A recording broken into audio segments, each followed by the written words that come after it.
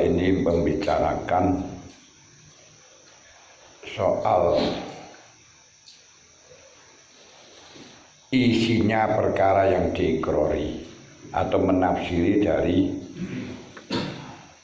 kata-kata yang dijadikan sebagai ikror, mukorobeh, menafsiri dari sigot yang berupa mukorobeh, barang yang diikrori itu apa.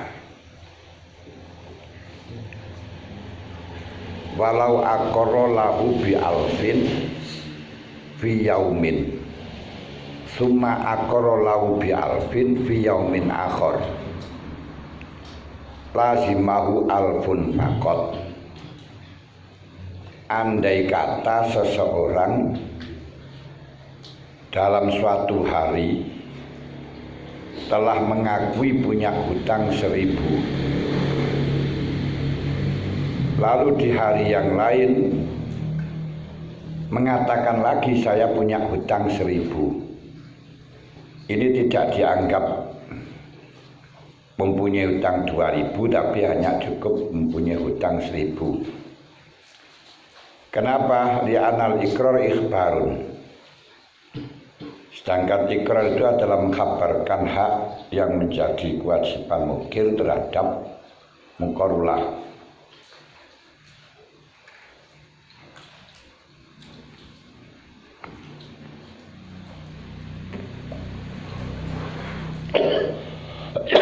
Yang menjadi kewajiban orang yang ikrar terhadap orang yang diikrori.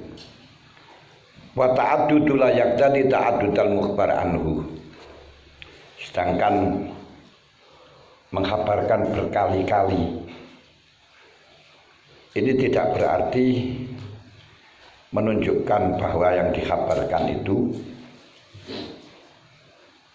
berbilangan lebih dari 1. Apa enake piye ta'addud berbilangan. Paham tadi? Mengkabarkan sesuatu dengan berkali-kali ini tidak menunjukkan sesuatunya tersebut berkali-kali, orang berkali-kali ngoten mawon. Ta'addud lho. Berbilang ora pantes. Tidak berarti perkara yang dikabarkan itu apa ta'addud dilek berbilang. Berulang-ulang beda mana lah, berulang-ulang. Lebih dari 1 ngoten lho. 2 macam, 3 bermacam-macam ngono ya. Ada wala talafal qadru ka anaqra bi alfin summa bi khamsimiatin wa kasadakhal al aqal fil aksar. Andai kata dia itu andai kata berulang-ulangnya itu dengan berbedanya qadrun. Dia mengatakan saya telah mempunyai hutang pada Zaid 1000. Pada hari lain mengatakan saya telah mempunyai hutang pada Zaid 500. Atau dibalik. Pertama saya mengatakan mempunyai hutang pada Zaid 500. Terus hari yang lain mengatakan saya punya hutang Zaid 1000. Seperti ini tidak berarti 1500, tapi dakhal al-aqal fil aksar, yang kecil masuk yang besar, berarti ya tetap 1000. Ini dalam ikrar yang kemudian sama-sama tidak mau menjelaskan yang tidak jelas.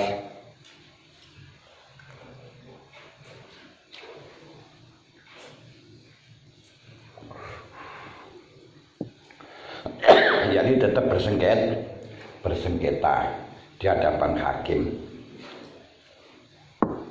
Sajane kalau bukan karena kata-kata itu saja, namanya ikrar itu mengakui, disuruh menjelaskan maksudnya bagaimana, terus yang apa itu namanya diikrari menerima, atau yang diikrari yang menjelaskan terus dia menerima, ya sudah, nggak ada masalah. Jadi tidak perlu menjelaskan kata-kata itu.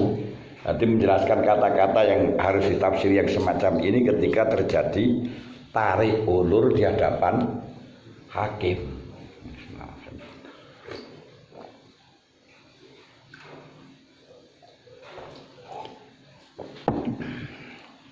Yes. Kenapa? Karena walaupun toh di situ ikrar sebenarnya, kalau memang dia benar-benar tidak pernah hutang, yaitu hanya ikhbar bohong, nggak harus direken. Karena yang disebut ikrar itu adalah ikhbar bihakin alal mukir lil muqarrilah. Sementara ikhbar itu ada kalanya muafiq lil waqi', ada kalanya ghair muafiq lil waqi', cocok dengan realita atau tidak cocok. Ketika menghabarkan itu tidak cocok, dalam hal ini dia tidak kewajiban apa-apa.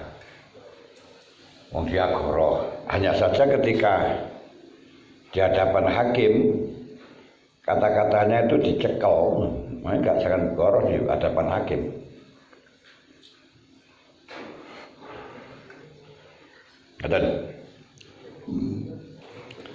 Dan walaupun di hadapan hakim kemudian kedua-duanya damai, kalau damai juga jadi masalah juga. Wong bahkan diutang betul kemudian gak bisa sahur ya ora apa-apa kalau menang kurangnya ngidoi. Nah, makanya fikih niki operasionalnya dalam hal yang persengketa yang sama-sama bergudul. Sama-sama tidak ada yang mau mengalah. Makanya di dalam kehidupan bermasyarakat ini yang ditampilkan bukan fikihnya terlebih dahulu, tapi akhlaknya. Jadi yang pantas gitu saja, tapi tidak bertentangan dengan syariat. Falau wasofahumah dimang takala pelaksana jawasil ikrar bipatisya batal ikrar bikullihi au qablahu. Karena bisa terjadi ikrar itu dengan karena ikrar dengan sebagian sesuatu, kemudian lain hari ikrar dengan keseluruhan, atau qablahu ikrar keseluruhan terus ikrar bibadin, tidak masalah. Kalau wasafahuma bisifaita ini mutalifah ini kasih hakim wa mukasaratin awis tanat awi au asnadahuma ila jihaten kabain wa qardin au qala qadaitu yauma sabti asratan summa qala qabatu yaumal ahad asratan lazimah.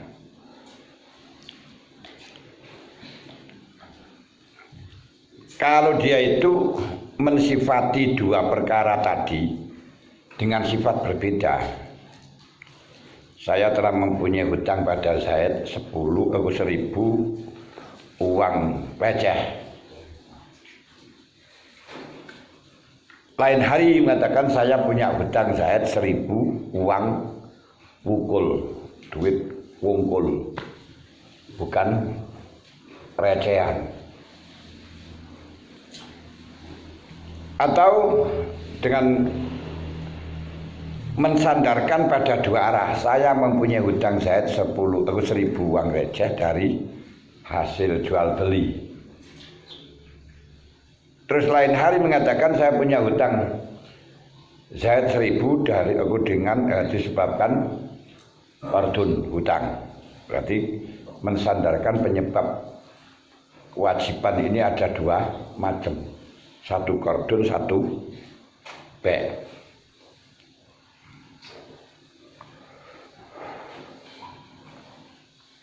Atau mengatakan saya punya hutang pada Zaid 1000, pada Zaid yang saya terima di hari Sabtu 10. Terus dari lain saya telah menerima barang dari Zaid di hari Ahad 10. Ini beda, sing hari menerima saat hari Sabtu 10, menerima pada hari Ahad 10. Kalau demikian kedua-duanya wajib. Berarti dalam kasus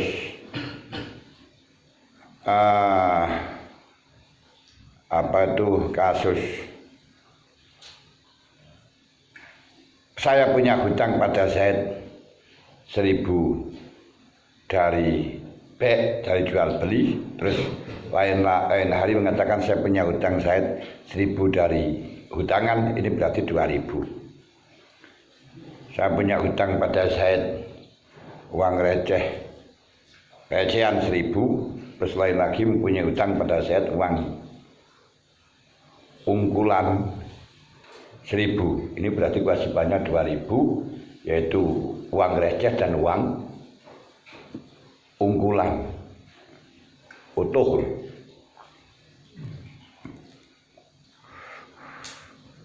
Ini kayak uang 1000 itu nika utuh, kalau atusan itu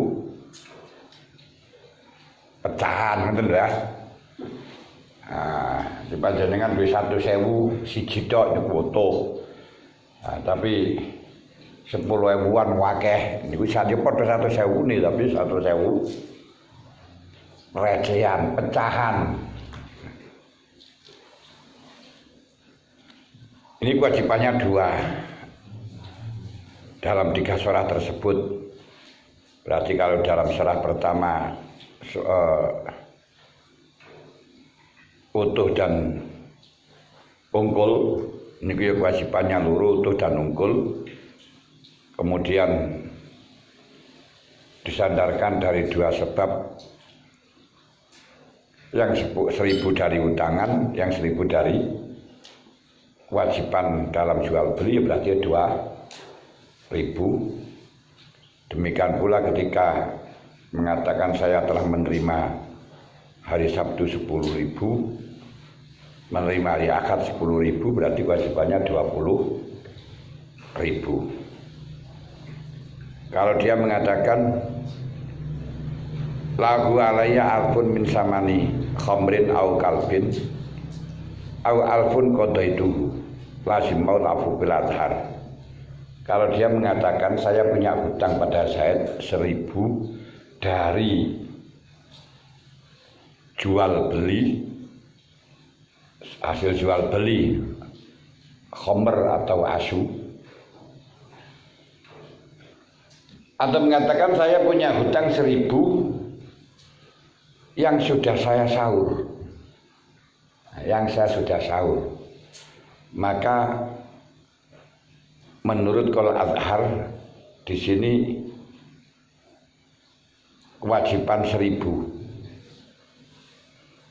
karena menggunakan kalam yang pertamanya, yaitu lahu alayya alfun untuk min samani khamrin au kalbin utawa qadaituhu iki nureken itu gak direken, gak dianggap Yang dianggap adalah kalam yang pertama. Kalam yang pertama apa? Ya lahu alayya alfun, begitu. Untuk kalam yang kedua min samani khamrin, min samani kalbin, bahwa qadaituhu niki nureken, gak direken, gak dianggap dulu. Wasani la amalan bi akhirih, menurut pendapat yang kedua Qaulul Azhar, tidak punya hutang sama sekali karena melihat dari keduanya. Melihat dari keduanya yang mana? Gini ku, yang kedua bukan keduanya. Betul lah keduanya nih kan. Yang kedua ini luru-luru nih Sing terakhir yaitu min khamrin au kalbin atau kodoi tuhu. Sangat paham betul ini. Dut. Artinya sing menurut sing Muqabil Azhar yang orang yang mengatakan saya punya hutang Zaid 1000, ini kan kewajiban 1000. Terus dari jual beli khomer, menurut melihat dari jual beli khomer gak jadi punya hutang 1000. Kenapa? Karena jual beli khomer nusa ora sah. Demikian pula mengatakan saya punya hutang Zaid 1000. Ini hutang 1000 kan. Tapi bareng dijelaskan dari jual beli asu, dan jual beli asu menurut mazhabnya Imam Syafi'i tidak sah. Berarti gak punya hutang. Demikian pula mengatakan saya punya hutang pada Zaid 1000 yang sudah saya sahur. Dari kata sudah saya sahur berarti tidak punya hutang. Ngoten niku sing mandang yang terakhir itu maksudnya lafaz yang terakhir ini dulu.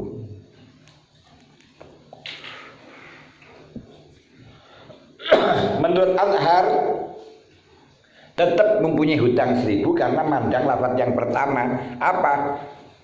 Lahu alayya asrotun, saya punya hutang 10. Ya Bu, saya punya lahu alayya alfun, saya punya hutang 1000 itu sudah wajib.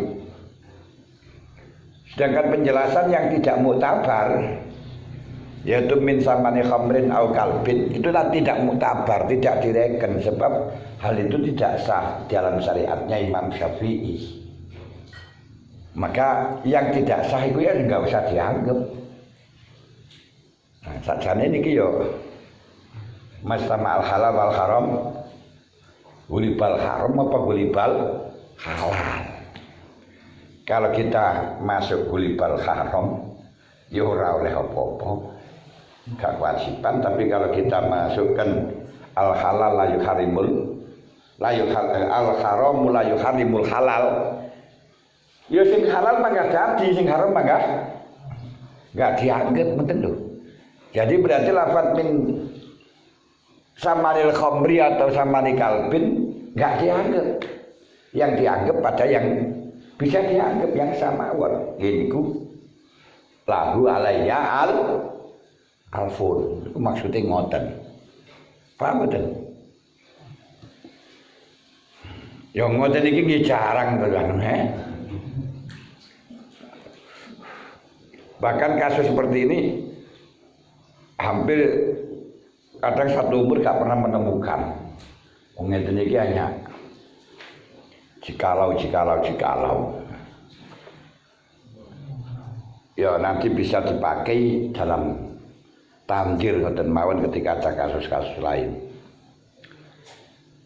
Lakinil mukiri lahu takhliful muqarri. Lakinil mukiri annahu minnal jihad al mazkurah au annahu qada'un, walaupun menurut pandangan yang kedua yang mengatakan tidak sah karena ada embel-embel min samani khamrin au kalbin, maka boleh disumpah oleh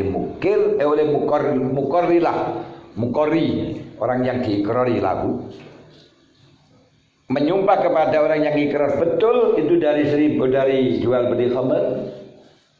Kalau kamu berani bersumpah, demi Allah saya punya hutang 10.000 itu maksud saya dari jual beli khamr. Berarti punya hutang. Atau sudah aku disumpah bahwa dia sudah membayar. Demi Allah, kan kamu berani bersumpah enggak kalau sudah membayar? Ya saya berani bersumpah demi Allah hutang 1000 itu sudah saya bayar. Akhirnya ambiar.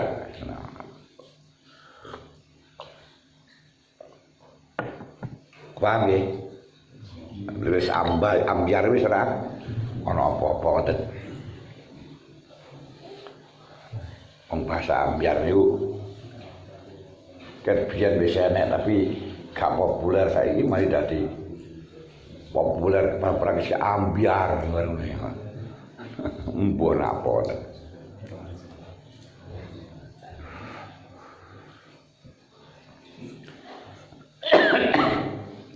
Barang yang gak pati populer ketika dipopulerkan orang lain dan banyak penggemarnya mari tadi bahasa antik betul nih. Ya, itulah orang-orang itu senang terprovokasi atau gampang terprovokasi dengan opini ngoten nika. Aja bahasa biarkan bikin itu saya tahu. Malah justru hampir bukan bahasa Indonesia. Tapi saya kita di bahasa populer. Tunggaling griya omah iki biyen yo enek. Tapi saiki diganti graha. Ora ganti griya.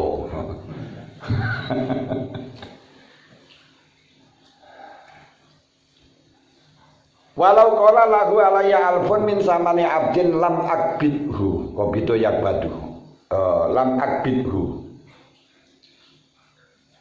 Idza sallamahu salamtu, idza sallamahu salamtu kubila alal mazhab wa ju'ila sabba ja'ala wa ju'ila samanan wa tariq asani turul qaulaini asabiqa ini ahaduma la yubalu amalan bi awal kalam. Kalau dia mengatakan saya punya hutang 1000 kepada Zaid dari zamannya Abdun yang belum saya terima. Kalau ia serahkan Abdunnya, aku serahkan 1000. Perkataan semacam ini bisa diterima, yang berarti tidak punya hutang.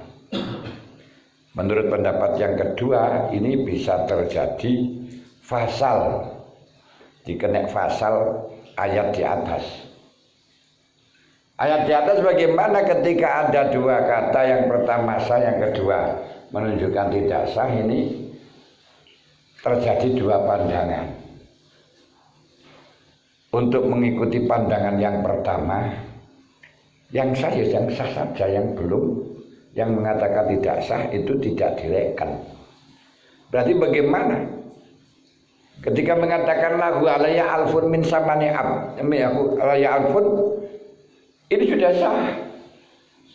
Ketika mengatakan min samani abdin lam akbidhu, ini akan menjadi tolak belakang dari yang pertama yang menunjukkan sah. Maka yang menjadi tolak belakang ini yang dibuang berarti tetap punya hutang 1000. Itu dari tarik yang kedua. Aku tarik awal tadi yang menurut qaul Azhar. Tapi menurut pendapat yang kedua dari tarik sani juga. Dari tarik sani ini macam yang kedua itu ada dua manhaj. Dalam manhaj yang kedua ini akan menelurkan dua hukum. Untuk pandangan yang kedua tidak kewajiban karena melihat dari kata-kata yang kedua ini ku mastama'al halal wal haram ghulibal haram. Sing dimenangno harami berarti enggak punya hutang. Ngoten lho. Jangan paham ya. Berarti menurut pandangan yang kedua, mazhab yang kedua, kata lahu alayya alfun min samani abdin lan akbidhu itu hukumnya seperti halnya orang yang mengatakan lahu alayya alfun min samanil khinzir awil kalbi awatu qadai tuh yang sudah saya bayar.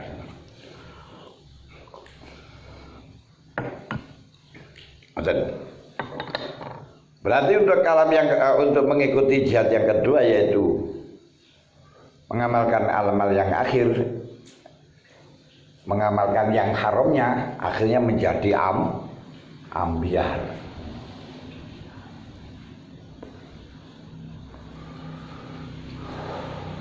Wis.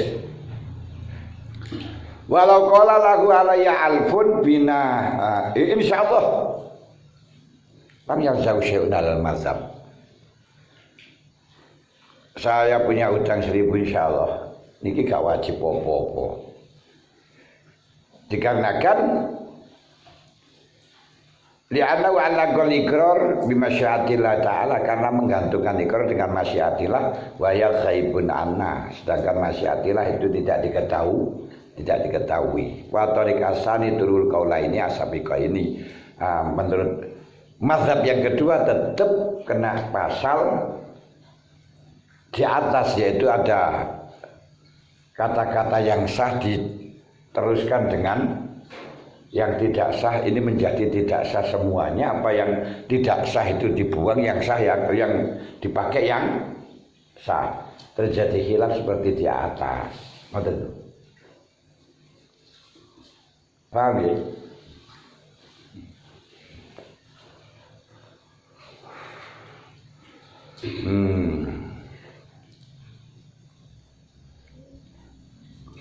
Walau qala lahu alayya alfun la yalzamuhu lazimahu. Li'anna qala la yalzamuhu la yantazimu ma qablahu wa ulghiyah. Kalau ada orang mengatakan saya punya utang pada Zaid 1000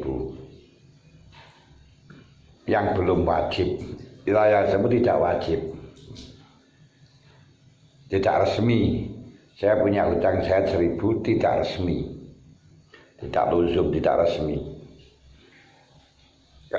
Ini tetap punya utang 1000 karena kata-kata tidak resmi tidak sinkron dengan kata punya utang 1000. Punya utang 1000 kok gak resmi, ini gimana gak sinkron, gak ada korelasinya nih, sambungnya. Makanya dia tetap punya hutang 1000.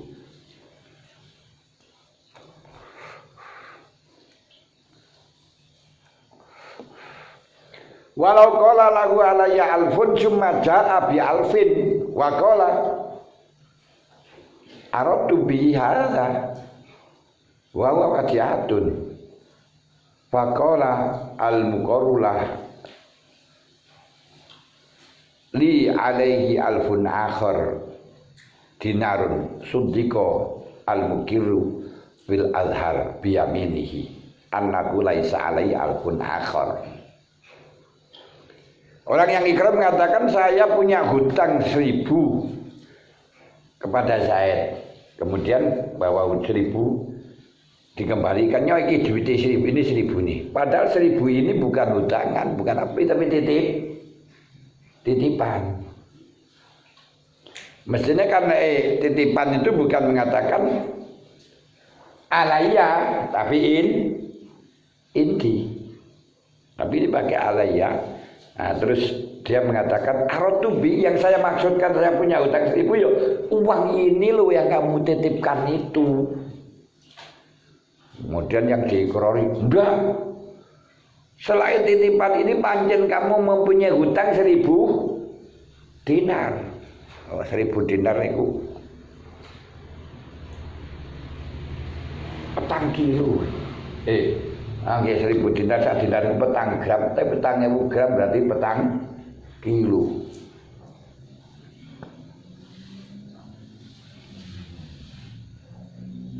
Petang kilo niku duite piro? Ya terserah sengkei. Kalau duite piro ya terserah sengkei. Suddiqa al-muqirru. Kalau di situ Muqarrullah mengatakan saya punya hak di kamu 1000 lain, bukan titipan ini, maka yang dibenarkan adalah orang yang ikrar yang mengatakan 1000 yo ini, bukan lainnya, dibenarkan, tapi dengan sumpah. Ini kenapa? Dibenarkan bahwa dia itu tidak punya hutang kecuali ini. Wasani yusaddaku al-muqarrulah biyaminihi. Yang dibenarkan adalah orang yang diikrari dengan sumpahnya. bahwa si orang yang ikrar di samping barang yang dititipkan tadi itu masih mempunyai hutang 1.000 dinar.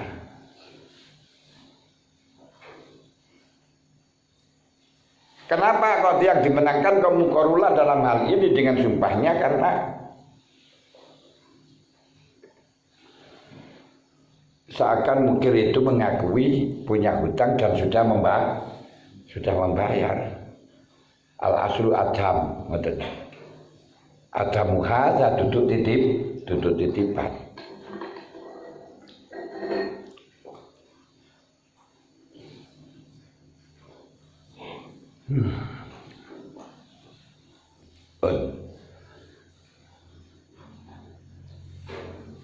Nazara ila anna alayya lil wujub wala yubalu at-tafsir bil wadi'ah bi. Kenapa yang disumpah kok muqarrulah orang yang diikrari disebabkan kata-kata alayya itu menunjukkan kewajiban punya hutang. Tidak relevan diartikan ditafsiri dengan titipan, karena titipan itu tidak alayya, tidak punya tanggungan, gak punya hutang. Makanya saya katakan tadi mestinya yang relevan kalau alayya itu, kalau titipan itu inti. Cuman ini permasalahannya setelahnya mengucapkan alayya menafsirinya, yang saya katakan dengan alayya itu maksudnya yo inti. Yaitu yang kau titipkan pada saya. Penafsiran ini diterima apa tidak? Itu menurut yang pertama dibenarkan bahwa kalau dia tidak punya hutang kecuali titipan itu dengan sumpahnya. Menurut kedua tidak bisa dibenarkan, tapi yang dibenarkan adalah